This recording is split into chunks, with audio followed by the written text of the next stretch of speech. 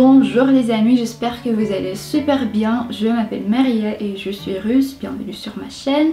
Aujourd'hui je voulais vous parler comment mon style a changé depuis mon arrivée en France et comment les parisiennes ont influencé mes préférences mode. Je vais essayer de vous expliquer pourquoi mon style en Russie était si horrible franchement. Juste un petit disclaimer, dans cette vidéo je juge personne, je juge pas du tout le style russe ni le style français ni femme qui portent des choses qu'aime bien. J'espère que vous allez comprendre pourquoi à cette époque là je me suis sentie très mal à l'aise. Le premier épisode concerne juste en deux mots la situation vestimentaire en Russie.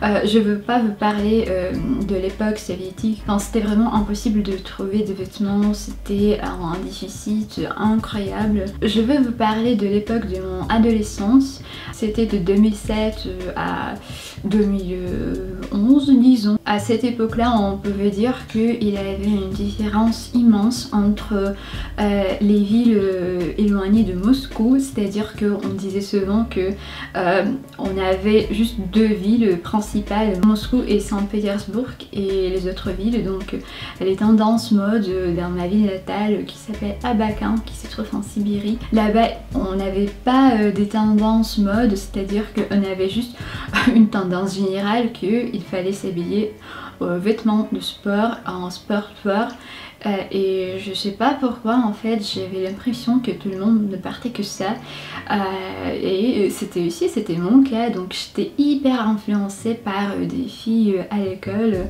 qui étaient très cool, donc c'était pas du tout mon cas, et je ne partais que ça comme tout le monde en fait, des costumes de sport. C'était pas du tout pertinent. Mes parents ils étaient hyper contre, ils me disaient mais non Maria en fait ça va pas, c'est pas pertinent de porter chaque jour de vêtements de sport. En fait pour moi c'était peu importe, je voulais juste être comme tout le monde à l'école. En plus c'était vraiment très ridicule, j'avais mon école de musique en parallèle de mon école principale et vous pouvez imaginer que je joue du Bach ou du Beethoven en costume de sport. Alors à la deuxième étape, un grand changement de ma vie parce que je change la ville pour mes études, je rentre à l'université d'état de Novosibirsk. Donc juste pour vous dire, Novosibirsk est placé à la 3e place après Moscou et Saint-Pétersbourg bien sûr, donc c'était une très grande ville et vous pouvez imaginer mon choc stylistique quand je rentre à l'université. C'était ma première journée et je vois des filles hyper bien maquillées avec des coiffures irréprochables et en tenue vraiment très classe. À cette époque j'avais pensé que c'était classe, mais aujourd'hui je dirais que c'était plutôt des tenues de la soirée. Elles portaient des talons, mais des talons genre à 12 cm et moi j'arrive comme ça en t-shirt de sport, en pantalon avec ma frange et oh mon dieu c'était horrible parce que j'ai décidé de changer un peu le style pour être aussi très belle, sauf que c'était ma faute stylistique de toute ma vie parce que je trouve que la frange me va pas du tout pour mon visage, pour faire des coiffures. J'arrive comme ça et je me sens vraiment hyper mal à l'aise. Je vois que c'est pas du tout le style pareil qu'on avait à Abakan par exemple, quand tout le monde ne partait que le sportwear, donc c'était tout à fait normal. Donc désespoir total, le désastre, la catastrophe. Je décide de changer mon style. Alors je peux vous dire que oui, je commençais à changer mon style, c'est vrai, mais j'ai commencé à changer mon style à ma propre manière. C'était en 2009. J'ai commencé à faire de l'économie de ma bourse, donc pour faire du shopping, pour acheter des vêtements de fast fashion, et c'était pas du tout bon parce que je commençais à porter des robes hyper courtes, des jupes aussi hyper courtes, Et en plus je commençais à mettre des talons aussi de 2 cm presque chaque jour. Et c'était pas du tout choquant, je peux vous dire, parce qu'en fait tout le monde était comme ça. Et je peux vous dire que dans cette époque, peut-être je me suis sentie aussi un peu comme une fille qui vient de la Sibérie. Je voulais admettre mon style, je voulais être aussi comme ces filles-là. Je commençais aussi à me maquiller, mais de la manière horrible. Je commençais à mettre du bronzer pour avoir ma peau plus foncée. C'était pas du tout naturel, et je commençais à maquiller mes sourcils, mais c'était juste 2 traits noirs, et en plus je commençais à colorer mes cheveux. J'étais presque de la couleur noire hyper foncée. Et en fait quand je montre des photos de cette époque, des gens me disent non, en fait c'est pas toi. Sur ma chaîne russe, j'avais fait une vidéo où justement je parlais de mon style, comment j'étais à l'époque, mes fautes de style, etc. Et en fait dans les commentaires, il y a pas mal de personnes qui croyaient que non, en fait il a des opérations plastiques, tu as fait quoi avec son apparence, c'est hyper bizarre. En fait oui, je comprends qu'il y a une différence, mais bon, je vous rassure que c'est moi, c'est-à-dire qu'il n'y avait pas d'opération plastique, etc. Revenons à nos moutons. Malgré mon style, j'étais quand même une très bonne étudiante, j'étais invitée en Florence pour assister à une conférence sur Dostoïevski. Juste entre parenthèses, des journaux intimes et le dernier roman de Dostoïevski, c'était mon sujet de mon mémoire. Voilà, j'étais hyper ravie parce que pour moi c'était la première fois quand j'ai dû aller à l'Europe. Juste pour aussi vous dire, vous préciser la situation qu'on avait en 2012, je pense que oui, c'était bien cette année-là. Alors, on n'avait pas du tout d'Instagram. Internet, je pense que je l'utilisais juste pour chercher des articles. En gros, j'avais aucune vision. Quel style existe en Europe, quoi portent des femmes italiennes, donc etc. Donc, j'arrive à l'aveugle en Italie avec mes tenues de Novosibirsk, avec mon maquillage à la limite vulgaire. Tout le monde ne regarde que moi. J'étais encore une fois dans ma vie, je sais pas quelle fois déjà, hyper mal à l'aise. Je suis très reconnaissante de ce voyage parce que il m'a changé ma vie. Je commençais à voir, mais en fait des femmes peuvent porter des vêtements qui sont super pratiques, qui sont super confortables, ils se sentent bien avec le minimum de make-up. Des femmes européennes, je les ai trouvées vraiment hyper naturelles, hyper classe, hyper élégantes, même quand c'était juste des jeans, des baskets, mais c'était juste leurs apparences m'a vraiment frappée. Donc c'est à dire que je les ai trouvées vraiment très fières de soi, mais dans le bon sens, très confiante par sa beauté. J'avais aussi l'impression qu'elles n'ont pas peur d'être eux-mêmes avec son propre style, avec des cheveux naturels aussi, c'est-à-dire qu'elles changent pas forcément leurs apparences, leur visage. Et à vrai dire, j'avais un peu flamme de me lever à 6h du matin pour bien mettre des tonnes de maquillage, de poudre, de bronzer, de rouge à lèvres. Je peux vous dire aussi que c'était pas facile de porter chaque jour des talons de 12 cm.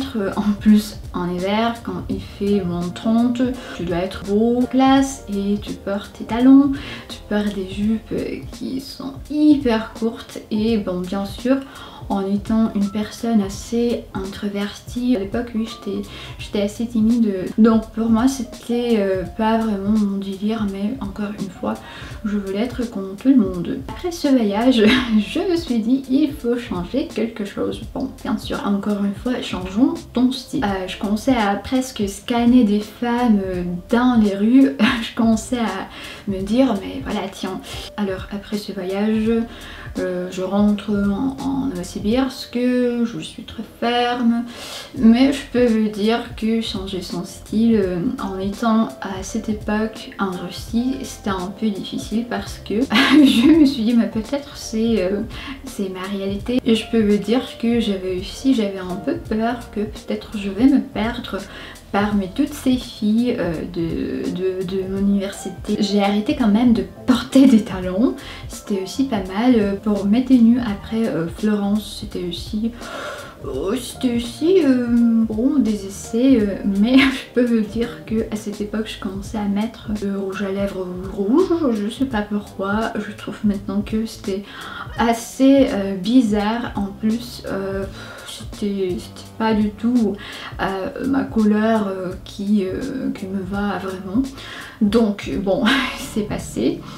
La troisième étape, je pense que la plus importante, je décide de faire mes études en France, notamment à Paris. Donc je vous raconte pas maintenant cette histoire, comment j'ai déménagé de Sibérie à Paris en un an. Effectivement, j'ai dû passer mon examen, j'ai dû faire tous mes documents pour avoir ma bourse de gouvernement français. Donc je l'ai eu, merci beaucoup. Et en 2016, je m'installe à Paris et sauf ma barrière linguistique au début, ce qui était je pense que tout à fait normal, je commençais à avoir le manque de confiance en soi, mais juste insupportable. Je n'avais que des Parisiennes qui savaient de quoi mettre, comment porter un tel truc, et en fait je pense que pour moi le vrai problème c'était cette peur de manque de sens de mesure, parce qu'en Russie, comment je pense que vous avez déjà compris, pour moi le sens de mesure c'était pas du tout mon truc. Donc c'est à dire que si je commençais à me maquiller c'était au fond, si je commençais à mettre des talons, des tenues hyper vifs, c'était au fond, tandis que les Parisiennes je les ai trouvées vraiment de la manière un peu nonchalante. Donc je peux mettre en écharpe comme ça, je peux sortir juste avec un rouge à lèvres, mais pas rouge à lèvres rouge. Maintenant je comprends que c'était absolument idiot de penser ça, mais à l'époque en 2016 j'avais pensé que non, en fait tout le monde va comprendre que je suis étrangère, je viens de Russie, voilà. Juste je pense que c'était tout à fait lié à ma barrière linguistique. Mon cerveau voulait absolument s'assimiler à la culture française, à la nouvelle réalité pour moi, et juste pour limiter cette barrière linguistique, peut-être je voulais faire cette assimilation par des moyens vestimentaires. Je pense que c'était mon cas. Je sais pas jusqu'à quel moment j'ai dû subir, mais un jour, Dieu merci, je commence mon stage dans une galerie d'art au Palais Royal, et en plus à l'université, car je suis rentrée directement en master 2. J'avais pas beaucoup de cours, c'est-à-dire que j'avais 3 cours en grand maximum par semaine. Effectivement, il me manquait beaucoup de la pratique, juste pour parler, pour pratiquer mon français, pour me débrouiller. Je commençais à chercher le stage, sauf que pour mon parcours étudiant, c'était pas du tout obligatoire. Donc je commençais à chercher, je l'ai bien trouvé et je commençais à travailler. Et donc là, je pense que ça y est, je commençais à me sentir beaucoup mieux à Paris. Je commençais à faire des connaissances, je commençais à parler aussi sur le style avec les vraies Parisiennes. Donc pour moi c'était hyper intéressant, et je commençais à me dire tiens, j'adore des manteaux hyper longs, j'adore des pantalons noirs, mais avec tout ça je rajoute une touche par exemple en sac à main hyper flashy en couleur bleu canard, où je porte toujours mon rouge à lèvres nude. Donc et avec cette tenue là, c'est tenue masculin, donc je porte toujours mes cheveux longs comme ça, très simple. Je les rattache aussi souvent. En plus je peux vous dire que les Parisiennes m'ont influencé énormément, parce que je commençais à faire des fripes, je commençais à trouver vraiment des trésors. Je me suis plus éloignée de la fast fashion parce que j'aime pas du tout maintenant cette approche quand t'achètes un truc juste pour une saison et après tu le jettes. Maintenant je fais beaucoup d'intention pour bien choisir mes vêtements, pour les pouvoir mixer facilement entre eux. Le problème du style c'était lié surtout à ma tête, à mes pensées, à mes hésitations, un manque de confiance en soi encore une fois. Mais juste maintenant je suis très fière que je suis russe. Pour moi c'est très important qu'est-ce que les autres vont penser à moi, tandis que je pense que pour les Françaises c'est plus son style, c'est plus comment tu te sens dans tes vêtements. Donc cette attitude je peux pas changer, mais je pris quand même pas mal de trucs de style français et je continue à ce jour-là. Donc c'est à dire que je suis pas du tout arrêtée dans mon style, c'est à dire que je cherche, je fais beaucoup de variations, je change de couleur, donc c'est juste que je reste dans ce domaine quand je me sens bien à l'aise, quand mes habits sont très pratiques, très confortables. Maintenant je choisis bien la qualité, pas la quantité, et aussi je fais beaucoup d'attention au tissu, aux matériaux, comment la couleur, est-ce que la couleur me va pas trop. Ça valait le coup pour passer toutes mes étapes. J'espère que cette vidéo vous aura plu. Sinon c'était très sincère. Juste encore une fois, j'espère que j'ai vexé personne. C'était juste mon expérience à moi, mes réflexions. Je sais que des femmes françaises et des femmes russes, elles sont très belles. Bon, n'oubliez pas à vous abonner parce que on se retrouve dans une semaine pour une nouvelle vidéo qui sera super intéressante. Et n'oubliez pas à soutenir cette vidéo, ça me fera beaucoup de plaisir. Je vous embrasse, bisous.